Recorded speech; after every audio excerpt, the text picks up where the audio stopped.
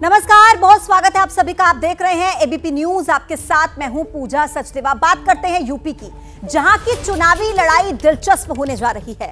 राहुल गांधी के फिर से अमेठी से लड़ने की चर्चाएं उठी हैं, तो यूपी कांग्रेस के नए नवेले अध्यक्ष अजय राय ने इसको और हवा दे दी। लेकिन बीजेपी ने यूपी की सभी 80 सीटें जीतने के लिए ऐसा ब्लूप्रिंट तैयार किया है जो कि विरोधियों की बेचैनी को बढ़ा रहा है। आखिर यूपी में ऐसा क्या होने जा रहा है, इसी पर देखिए हमारी एक्सक्लूसिव रिपोर्ट।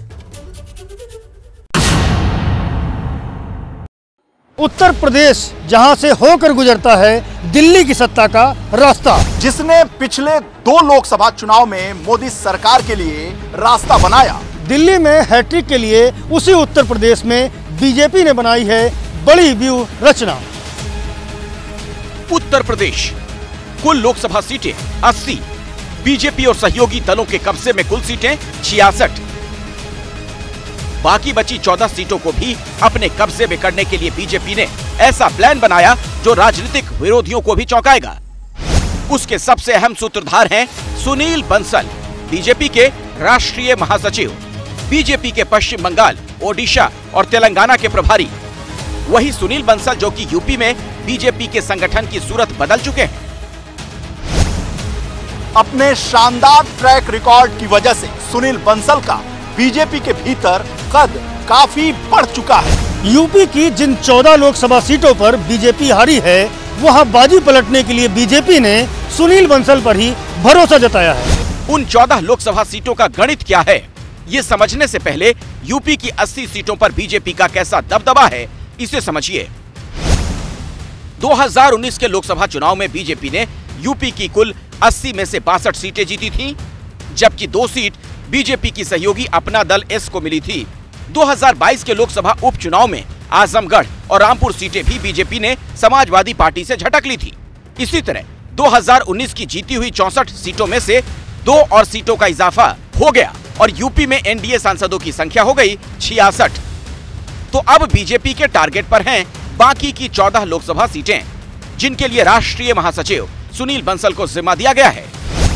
बीजेपी यूपी में उन 14 हारी हुई सीटों को लेकर कितना गंभीर है, इसे इस बात से समझा जा सकता है कि इन लोकसभा क्षेत्रों में केंद्रीय मंत्रियों को डेरा डालने की जिम्मेदारी दी गई है। मोदी सरकार के 4 मंत्रियों नरेंद्र तोमर, जितेंद्र सिंह, अश्विनी वैष्णव और अन्नपूर्णा देवी को उन लोकसभा क्षेत्रों में प्रवास का जिम्मा सौंपा गया है। यूपी में लोकसभा की उन 14 सीटों में से अभी 10 सीटों पर बीएसपी का कब्जा है, 3 सीटें समाजवादी पार्टी के पास हैं, जबकि 1 सीट कांग्रेस के पास है। इन 14 सीटों पर बीजेपी दूसरे नंबर पर रही थी। भारतीय जनता पार्टी का 2024 का मेगा प्लान नजर आ रहा है। रायबरेली, लालगंज और नगीना, इसके अलावा अमरोहा, बिजनौर, अंबेडकर नगर, सहारनपुर, घोसी, श्रावस्ती, गाजीपुर, जौनपुर, मुरादाबाद, संभल और मैनपुरी। बीजेपी इन सीटों में जीत के लिए ब्लूप्रिंट तैयार कर रही है। अगले हफ्ते सुनील बंसल भी इसमें शामिल होंगे। इससे पहले डिप्टी सीएम केशव प्रसाद मौर्य ने ट्वीट किया, 24 कैरेट 24 घंटे 24 की तैयारी है। बिना मेल की यारी है क्या? सभी विपक्षी परेशान है, बिना मेल की यारी है। एक अकेला मोदी अपना गठबंधन पर भारी है। चुनावी कामयाबी के लिहाज से यूपी बीजेपी के लिए बहुत अहम राज्य है। यहां बीजेपी ने 2014 में 71 लोकसभा सीटें, 2019 में 62 लोकसभा सीटें जीती थीं। अब 2024 में 80 की 80 सीटें जीतने का मेगा प्लान है। वैसे विपक्ष का यूपी प्लान अभी सामने आया नहीं। हालांकि अखिलेश यादव इन दिनों जगह जगह घूम घूम कर बीजेपी के खिलाफ हमलावर हैं। कांग्रेस ने यूपी में पार्टी की कमान बृजलाल खाबरी से लेकर अजय राय को सौंप दी है। मायावती के रुख का अभी किसी को अंदाजा नहीं। ये बीजेपी के इशारे पर बांटने की राजनीति है, दरार पैदा करने की राजनीति है। बीजेपी के लोग दरार जीवी हैं, दरार जीवी। ये सब पावर अपने हाथ में रखना चाहते हैं, पूरा कंट्रोल चाहते हैं। बीजेपी के लोग पूरा कंट्रोल चाहते हैं जिससे खुलेआम बेईमानी कर सकें। राहुल जी अमेठी से चुनाव लड़ेंगे? बिल्कुल राहुल गांधी अमेठी से लड़ेंगे। अमेठी के लोग यहाँ हैं और जहाँ से प्रियंका गांधी जी की इच्छा बनारस अगर होगी, हमारा एक एक कार्यकर्ता उनके लिए जान लड़ देगा। क्या 100 चूहे मिलकर के एक शेर को हरा सकते हैं? नहीं हरा सकते। तो मोदी जी और योगी जी की उत्तर प्रदेश के अंदर ऐसी जोड़ी है। अमित शाह जी का जो रणचातुर्य है, हमारे राष्ट्रीय अध्यक्ष जी का जो जनसंपर्क है, उनका जो सहज और सरलता से भरा हुआ व्यक्तित्व है, ये इनके आधार पर, सबल नेतृत्व के आधार पर, एकजुटता के आधार पर, कार्यकर्ताओं के अंदर जो हमारा एक जबरदस्त उत्साह, उसके आधार पर हम पूरी तरीके से विश्वास है कि हम सभी सीटें जीतेंगे। वैसे 2024 में यूपी में बीजेपी के सामने चुनौती दोहरी है। एक तो अपनी जीती हुई लोकसभा सीटों को कायम रखना और दूसरी पिछले चुनाव में हारी हुई सीटों पर जीत दर्ज करना। तो देखिए, 5 चुनावी राज्यों में कांग्रेस छत्तीसगढ़ में सबसे ज्यादा मजबूत है। बीजेपी ने कांग्रेस के इसी मजबूत गढ़ को फतेह करने के लिए छत्तीसगढ़ में कांग्रेस के कैप्टन यानी कि मुख्यमंत्री भूपेश बघेल को घेरने की रणनीति बनाई। चुनाव के ऐलान से पहले बीजेपी ने पाटन सीट से भूपेश बघेल के खिलाफ विजय बघेल को मैदान में उतार दिया, यानी कि बीजेपी ने चाचा भतीजे को आमने सामने लाकर खड़ा कर दिया।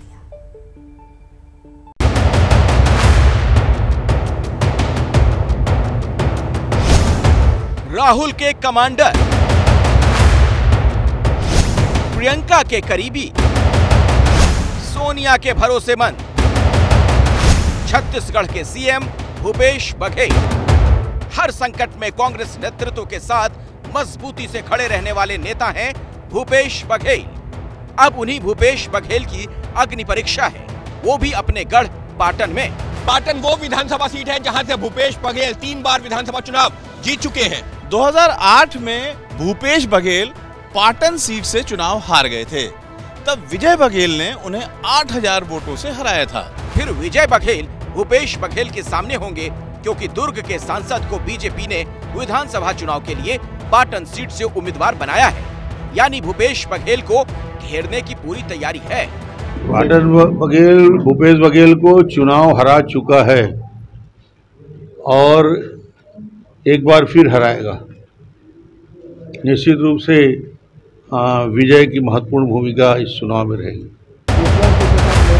2018 में कांग्रेस ने 15 साल बाद छत्तीसगढ़ में एक तरफा जीत दर्ज कर धमाकेदार वापसी की थी। तब जीत के नायक बने थे भूपेश बघेल। दरअसल छत्तीसगढ़ में 44% ओबीसी आबादी है, 31% आदिवासी आबादी है, 13% अनुसूचित जाति की आबादी है, सवर्ण 9%, मुस्लिम 2% और ईसाई 1%।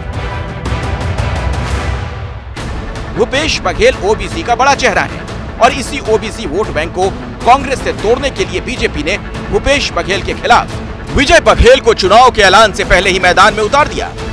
बीजेपी के इस दाव को फ्यूज करने के लिए भूपेश बघेल परिवारवाद वाला दाव खेल रहे हैं। ग्राम सिंह के टिकट मिलना क्या संकेत है? परिवारवाद कि रमन सिंह को शायद अब टिकट ना मिले, अभिषेक सिंह के टिकट को शायद ना मिले। बीजेपी ने छत्तीसगढ़ में 21 उम्मीदवारों का ऐलान कर दिया है। ऐसे में कांग्रेस ने भी अपनी चुनावी तैयारियों को आगे बढ़ाते हुए 23 सदस्यों की चुनाव घोषणा पत्र समिति बनाई है। 7 नेताओं की चुनाव मैनेजमेंट कमेटी बनाई गई है। 9 नेताओं की डिसिप्लिनरी एक्शन कमेटी बनाई गई है। 18 नेताओं की प्लानिंग और स्ट्रेटजी कमेटी भी बनाई गई है। इसके अलावा संगठन को मजबूत करने के लिए 11 जिलों में कांग्रेस ने अध्यक्ष भी बनाए हैं। देखिए, विजय बघेल जी पाटन में मुख्यमंत्री श्री भूपेश बघेल के सामने बलि के बकरा के रूप में प्रस्तुत किए गए हैं। बीजेपी ने छत्तीसगढ़ की कमजोर सीटों पर पहले उम्मीदवार घोषित कर कांग्रेस के मुकाबले बढ़त बनाने का प्रयास किया है।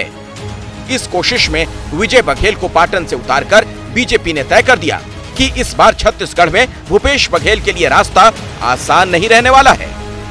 तो तो साल के आखिर में जिन 5 राज्यों में चुनाव होने हैं उनमें मध्य प्रदेश ऐसा राज्य है जिसमें कांटे की टक्कर है। बीजेपी ने मध्य प्रदेश में 39 उम्मीदवारों का ऐलान कर दिया और वहीं कांग्रेस ने मध्य प्रदेश को जीतने के लिए कर्नाटक मॉडल को लागू करना शुरू कर दिया है। और जिस अंदाज में कांग्रेस ने कर्नाटक में करप्शन के खिलाफ अग्रेसिव कैंपेन चलाया था, कुछ उसी अंदाज में मध्य प्रदेश में भी कांग्रेस कैंपेन चला रही है। और इतना ही नहीं, कांग्रेस ने कर्नाटक में चुनाव प्रभारी रणदीप सिंह सुरजेवाला को भी अब मध्य प्रदेश में उतार दिया है।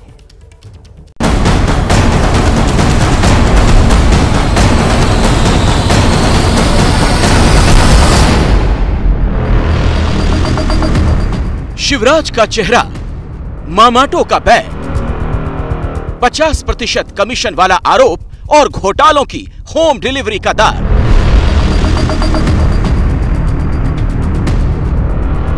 मध्य प्रदेश कांग्रेस की चुनावी रणनीति का ये कर्नाटक मॉडल है।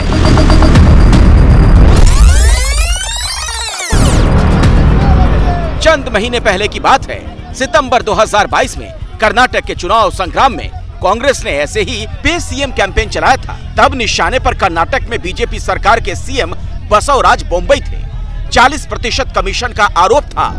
इन आरोपों ने कर्नाटक में ऐसा सत्ता विरोधी माहौल बनाया कि चुनाव में कांग्रेस ने जीत दर्ज कर ली। अब इन तस्वीरों को देखिए, पे सीएम की जगह मामाटो है, बसवराज बोम्मई की जगह शिवराज हैं और मुद्दा वही भ्रष्टाचार।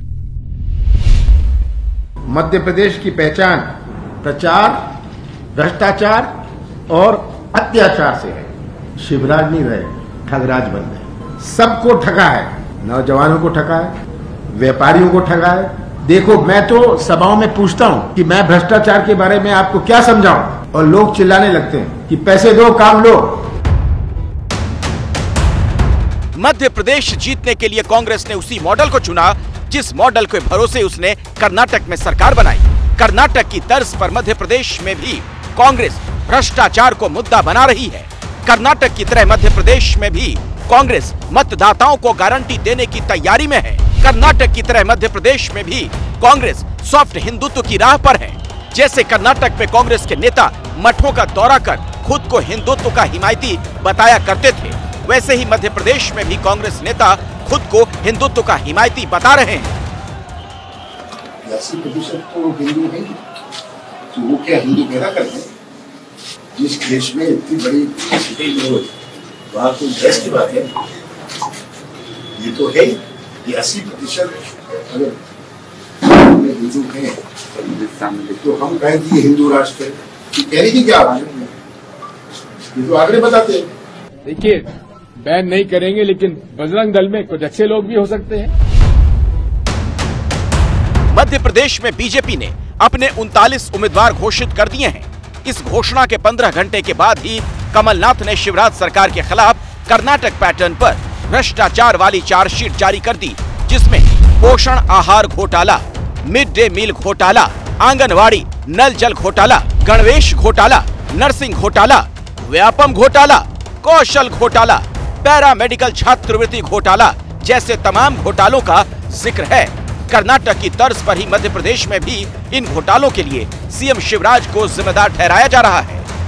50% कमीशन, पेटी कॉन्ट्रैक्टर कौन सामने आएगा बेचारा? छोटे से छोटा अधिकारी, सब इंजीनियर से लेकर और मुख्यमंत्री तक सबका कमीशन बंधा हुआ है। मध्य प्रदेश में कांग्रेस करप्शन और सॉफ्ट हिंदुत्व जैसे मुद्दे ही कर्नाटक से नहीं लाई है। कर्नाटक में कांग्रेस को जीत दिलाने वाली टीम में शामिल रहे रणदीप सिंह सुरजेवाला को कर्नाटक के बाद मध्य प्रदेश का अतिरिक्त प्रभारी बनाया गया। सुरजेवाला की नियुक्ति से कांग्रेस को चुनावी रणनीति में बढ़त की उम्मीद है। वहीं बीजेपी को इससे एक मुद्दा मिल गया है।